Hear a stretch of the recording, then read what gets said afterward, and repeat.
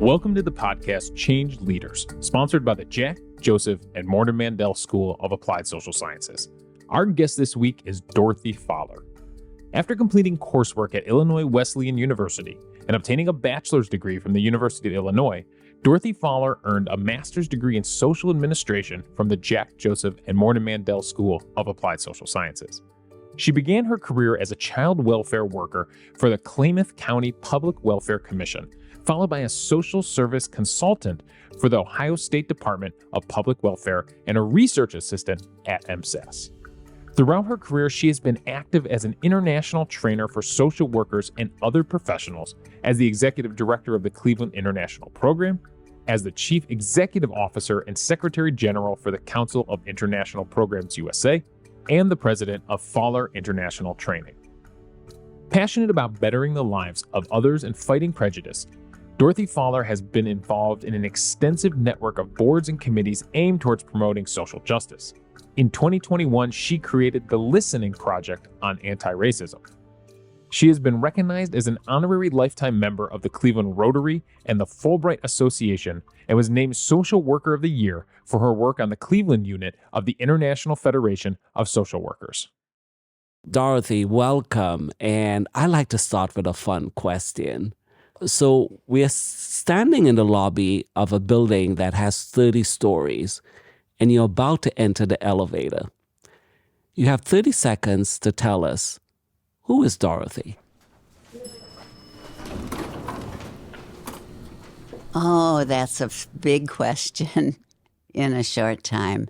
But I'm a person that cares about people.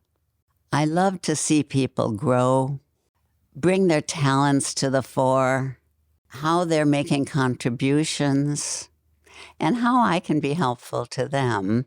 I think that applies also to organizations and agencies. Are they truly trying to meet their mission and their goals? And how can I help with that too?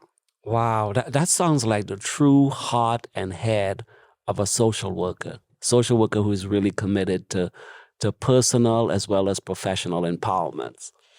So, social work is a title that gets thrown around quite a bit.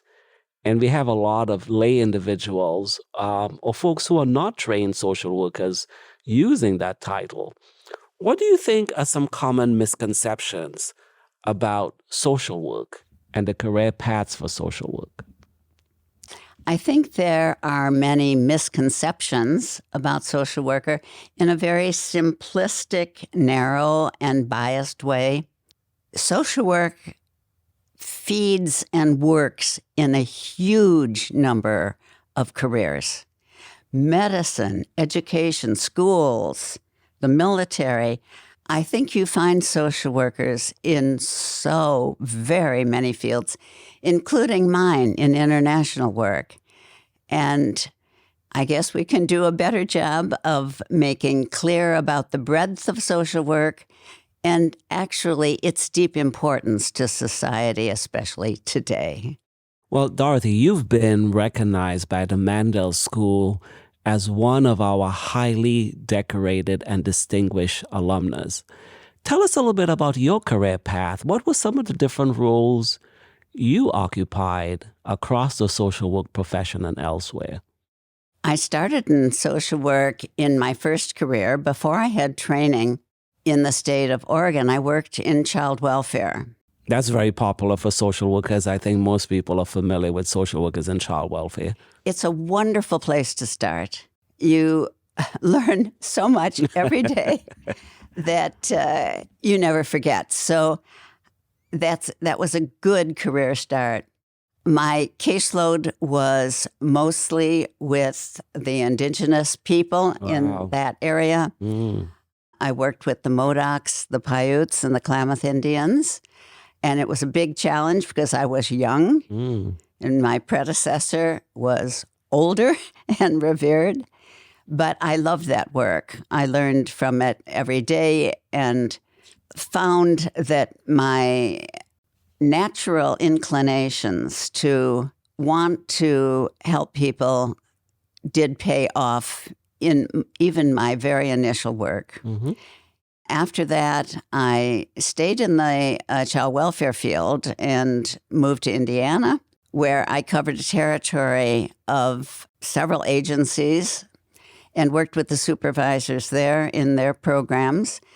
And then in Ohio, I helped with 19 different agencies Wow, that's in a the lot. field. That's It's a a lot. 19. In the meantime, I had gone to social work school, so I started to know a little more about the field and how to be more effective.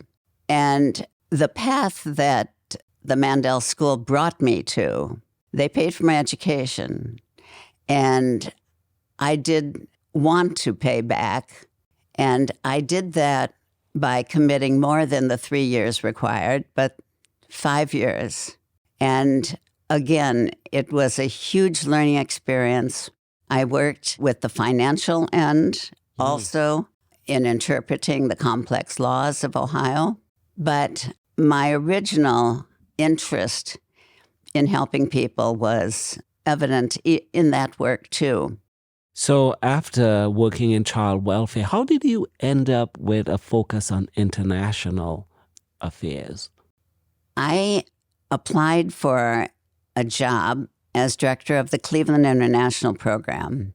I knew I had needed to move on from my previous work, and I went to see the administration of the agency and asked them what my opportunities were to run the agency. Now, how about that?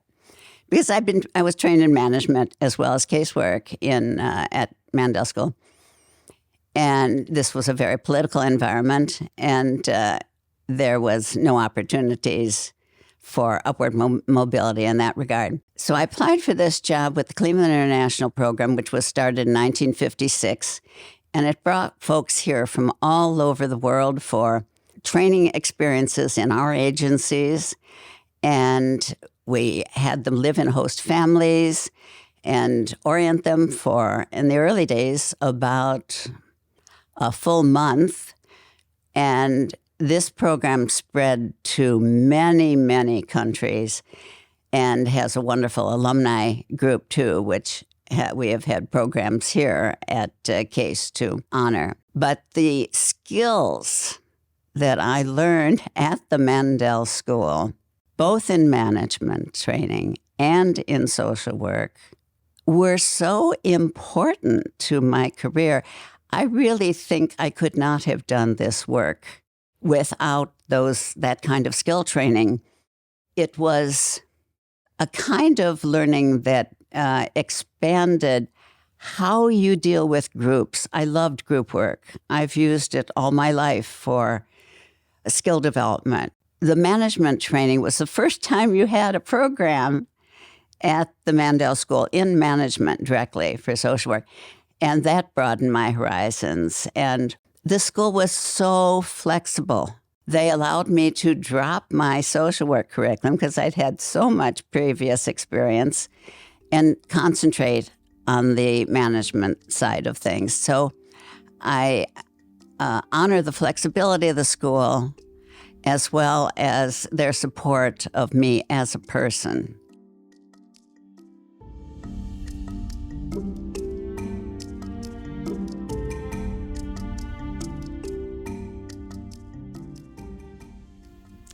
So I know you've had a long and distinguished career. And for many of our social work students, I can hear them whispering in my ear, what are top 3 pieces of advice you think we should follow as developing social workers? I think listening skills are probably the most important. Mm-hmm. As you listen, you learn, and exploring what you're learning, and then analyzing it. I taught at the Mandel School for a semester, and I remember being stunned that the very young students without much experience were limited in their analysis ability of an organization, so on. I taught management, and we had to give assignments, in some of these areas.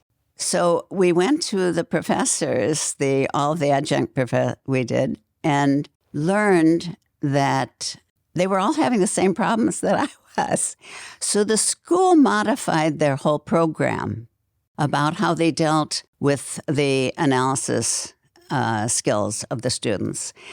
And that shows so much flexibility and understanding and change and movement for whatever the needs are at hand. And the school seems to still do this and build on what the current situations are in society and plan and act on them so that the school is training folks for the immediate needs of society. They are so big. There's so much. And people need social workers. Oh yeah, more than ever, and we see that with the dearth of social workers, particularly in Ohio and elsewhere.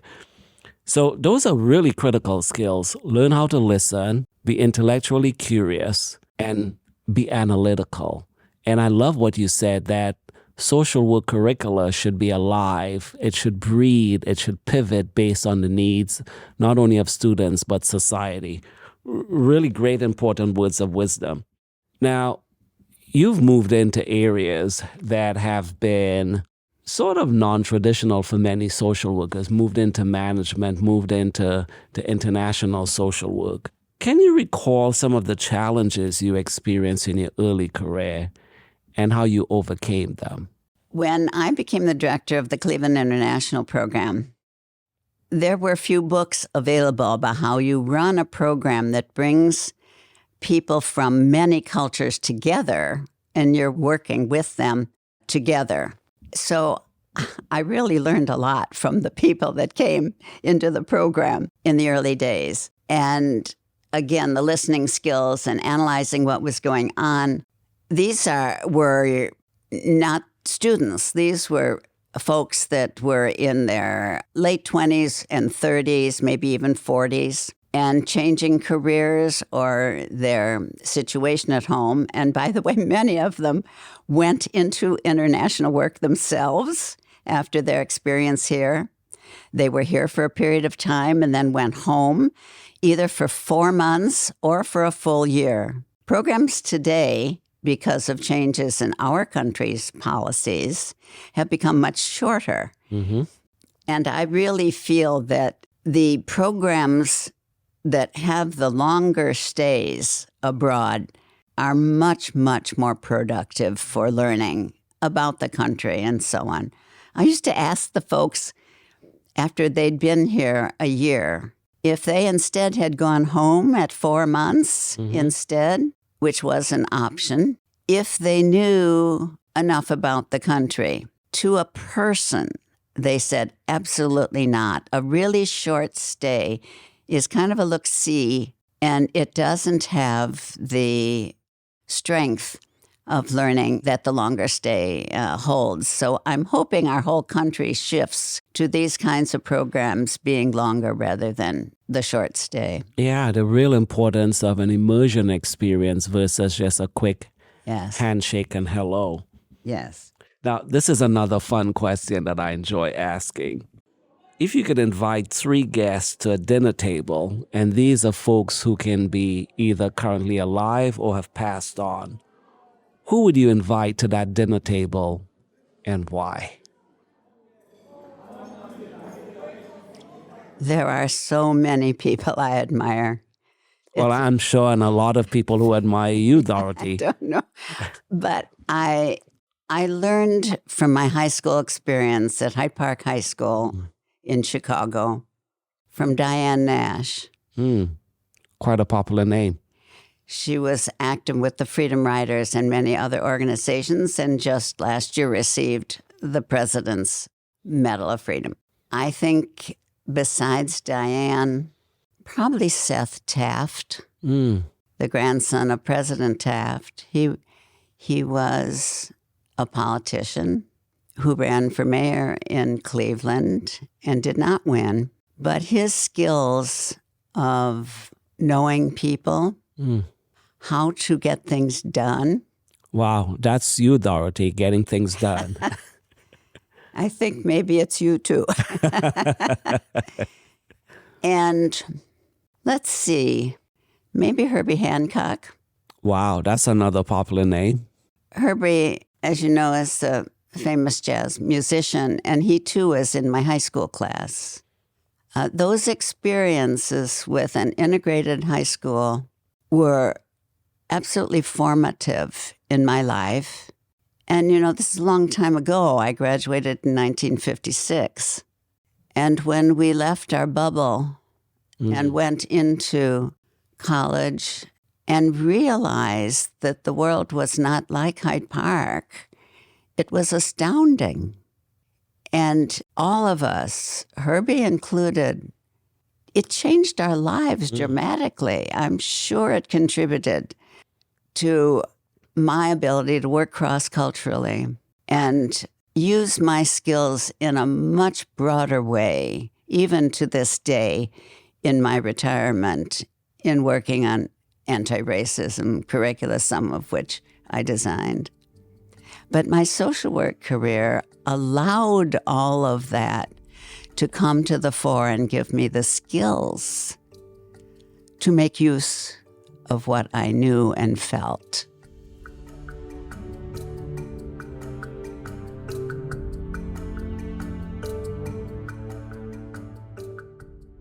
What such insightful and profound comments, particularly in light of what we are dealing with currently in the country around the notion of race-neutral admissions. You're really talking about the importance of having diverse excellence and representation in the classroom. Yes, absolutely. We're at such a crossroads. Shutting down broad discussion from all sides in the university. Sometimes I just wonder what's going on. Not planning well yet, I think, for opportunities for folks of all different backgrounds and learning from them. That's what's important in the classroom. As I learned from my international participants, I learned what I know from them. And then I could use my social work skills to bring them to the fore in whatever discussions we had. I can tell you thousands of stories.